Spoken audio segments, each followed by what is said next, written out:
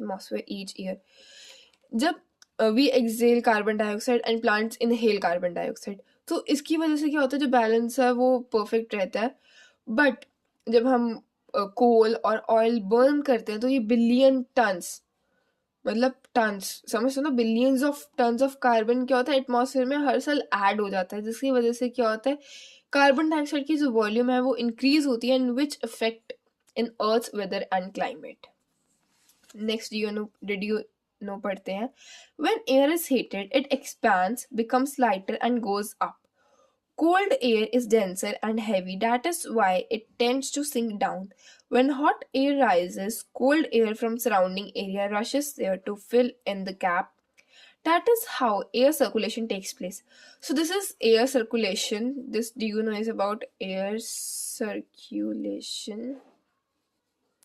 So it tells कि जो air जब heat होती है वो expand हो जाती है और वो lighter हो जाती है और वो ऊपर जाती है. But जो कोल्ड एयर होती है वो डेंसर होती है और हैवी होती है, इसलिए वो ज्यादा सिंक करती है. ठीक है. So next we have structure of atmosphere, the most important topic of this chapter. इसमें से क्वेश्चन जरूर आता है. ये वो तो या तो आपको 5 मार्कर में क्वेश्चन आ सकता है, explain the structure of atmosphere और explain the rare of atmosphere. We have 5 layers, troposphere, stratosphere, mesosphere, thermosphere and exosphere.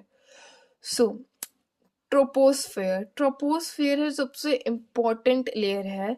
इसकी एवरेज हाइट होती है 13 kilometre. The air we breathe exists here. Almost all the weather phenomena like rainfall, fog, hailstorm occur in this layer. So basically जो troposphere है वो सबसे ज़्यादा top most layer होती है अर्थ की. वो टॉप ट्रोपोस याद रख लो, टॉप. ठीक है. ये बहुत ज़्यादा इंपॉर्टेंट लेयर है. इसकी एवरेज हाइट है 13 kilometre. The air we breathe, जो से एयर से वी ब्रीथ करते हैं वो इधर ही एग्जिस्ट करती है. जितने भी वेदर फिनोमेनस हैं लाइक रेनफॉल, फॉग, हेलस्टॉर्म, सारे इसलिए में अकर होते हैं. Secondly we have stratosphere above the troposphere.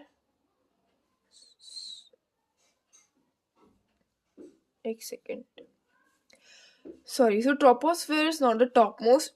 सो सबसे नीचे है हमारे पास सबसे पहले troposphere, then stratosphere, and then other layers. And here we have mesosphere, thermosphere. This is thermosphere and this is exosphere. Troposphere is not the topmost layer, it is the most important layer.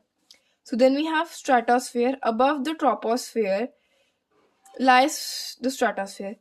Troposphere के ऊपर आता है stratosphere. ठीक है. ये इसकी height होती है 50 किलोमीटर्स के अराउंड. ये this layer is almost free from clouds and associated with weather phenomena, making conditions most ideal for flying planes. So इस layer में basically clouds होते हैं और ये ideal layer होती है for the flying of aeroplanes. ठीक है. It contains the layer of ozone gas. ठीक है, which protect us from harmful rays of sun. So after stratosphere we have mesosphere. This is the third layer of atmosphere. It extends, it has a height of 80 kilometers. की height 80 kilometre होती है और जितने भी meteoroids burn up होते हैं वो इस लेयर में होते हैं. ठीक है. Then we have thermosphere. ये 4th लेयर है और ये इसमें टेम्परेचर रैपिडली इंक्रीज होता है. In thermosphere temperature rises very rapidly with increasing height. Ionosphere is a part of this layer. अब mesosphere नहीं, थर्मोस्फेयर में भी एक आइनोस्फेयर इसका एक पार्ट होता है. It extends between 80 to 400 kilometre. जो अब थर्मोस्फेयर है वो हेल्प करती है रेडियो ट्रांसमिशन में. ठीक है. लास्ट लेयर हम आती है अपर मोस्ट लेयर जिसको हम कहते हैं exosphere. So it is upper most layer. ठीक है.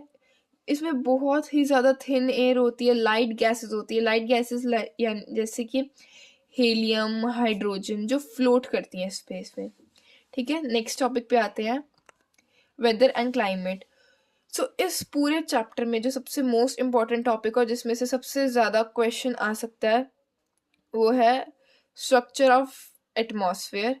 बिकॉज इसमें आपको कोई भी या तो बोल देंगे कि सारे लेयर्स को एक्सप्लेन करो, या फिर कोई एक लेयर को बोल देंगे या two short note on thermosphere और ट्रोपोस्फेयर और एनी लेयर। ठीक है, सो नेक्स्ट टॉपिक पे आते हैं, weather and climate. So weather और क्लाइमेट सबसे ज़्यादा बच्चे कंफ्यूज हो जाते हैं कि भाई वेदर क्या होता है, क्लाइमेट क्या होता है। काफ़ी बच्चों को लगता है कि भाई ये दोनों सेम चीज़ें हैं, बट नहीं, वेदर अलग चीज़ है, क्लाइमेट अलग चीज़ है। वो हम इस चैप्टर में डिस्कस करते हैं। Weather is this R2R day-to-day condition of the atmosphere, or hot or humid weather may be make irritable.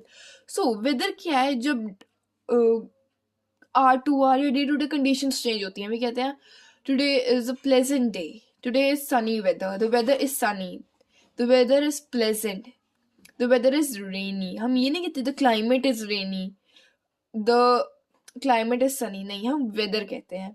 Weather जो R2R या डे टू डे चेंज होता रहता है, ठीक है। बट क्लाइमेट क्या होता है, climate is average weather condition of a place for longer period of time, it is called climate.